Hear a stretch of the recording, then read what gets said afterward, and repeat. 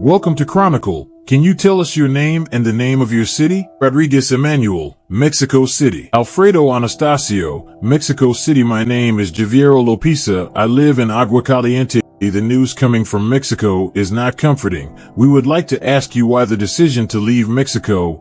But the internal situation is very pressured because of the drug traffickers, so difficult or not, we're leaving. The problem is that we leave our families here. Crime doesn't let you live here. We find the courage and leave, and I'm worried about my family. We have too much insecurity. When 8 o'clock comes, it's better not to go out on the street. Mexico contains the largest number of drug productions and the most powerful narco cartel in the world. How do people live on a daily basis? I'm leaving Mexico because this place is tremendously unsafe. An explosion of organized crime, people being murdered. These are the reasons that lead us to leave Mexico. To give you an example, here they ask for lace and money from anyone. If you have a shop, even simply a person who out of necessity sells tacos on the street, you have to ask permission from the sign for that too. If you have a real shop, they take an amount of money monthly to allow you to work. The problems come in many ways, from all sides. Simple work becomes complicated because if you have a job, they come to ask for the lace even from the simple worker. If you want to live peacefully, you always have to give a share of what you earn to them. Often we are afraid to even talk normally to people in the streets. You never know if you are dealing with a narcos or a person like you and me, and often you don't know if you will come home alive. Here they could steal from you, attack you at any time, and people live with the constant fear that something might happen to them, and a constant psychological pressure. Official statistics speak of 30,000 murdered every year, 23,000 per 100,000 people. Why don't the police do anything? They are constrained, too constrained. What I mean is that institutions and narco are always in communication. I don't think they're all corrupt, but the percentage is really high here in Mexico. They ask for some of the money, and a lot of administrations work directly for the cartel. Part of the government is just part of the cartel. The police as well as the government officials have too many connections to the cartel, totally organized to sell drugs. We have corruption in almost every police department. They are all on the cartel payroll. Can you explain to us how a person who decides to work for the cartel from scratch does? I mean, a person wakes up one morning and decides to work for the narcos? I don't think that's going to happen. There are different situations, too many different contexts. A person here would mainly do it for lack of money, or to have easy money. Many people go looking for them to work with them in the absence of alternatives. Then they realize that once you have entered you can no longer get out. If they leave, they kill them.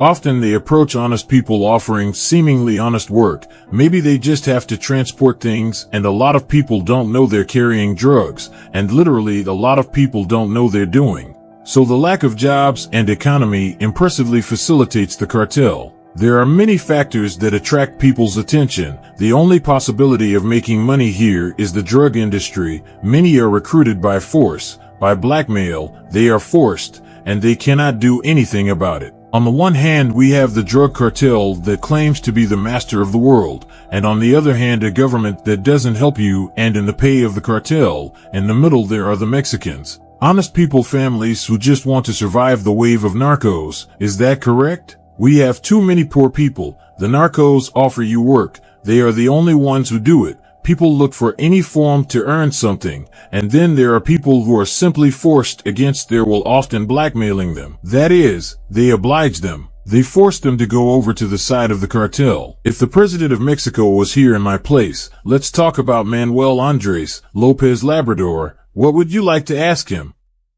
Why isn't he doing anything for the police that helps the cartel? Why does it seem to us that everything is in favor of the cartel? And it would be helpful to know why people have to pay for protection but don't get any protection from the government. So far, the presidency that he has supported has tried to inculcate in people the fight against the cartel. I would like to know why you are not really fighting organized crime. This president has always given the idea that he really wants to fight crime here in Mexico, but there are elections in between, and Mexico hopes for the next president. I believe he is fighting it. I know that not much can be done in just 6 years of presidential terms. It will take much longer before we see results. You are aware of the fact that for 30 years now the death rate has not dropped. It has increased. Do you think that for the future we will be able to see an improvement? This will happen when we have a president who will not be in favor of the cartel, and who maybe will help us. I'd like to ask the president why the hand is so weak with delinquency, why they don't really use military force. I'm sure with a good strategic line in the government, this government could do a lot. That's all from Chronicle. Many thanks for your sincerity and for your testimony. Okay, a hug to you and your family, and many thanks for your testimony. Thank you. The voice of the people will be heard. Thank you for your testimony, Emmanuel. Thank you.